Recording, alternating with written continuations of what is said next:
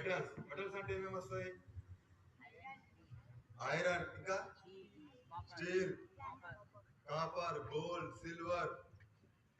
So ఏ metal అయినా సరే మనకు ఎక్కువ టెంపరేచర్ దగ్గర మండుతుంది. ఈవెన్ మన స్టోన్ అయినా సరే మండుతుంది, కానీ చాలా టెంపరేచర్ కావాలి దాన్ని మండడానికి.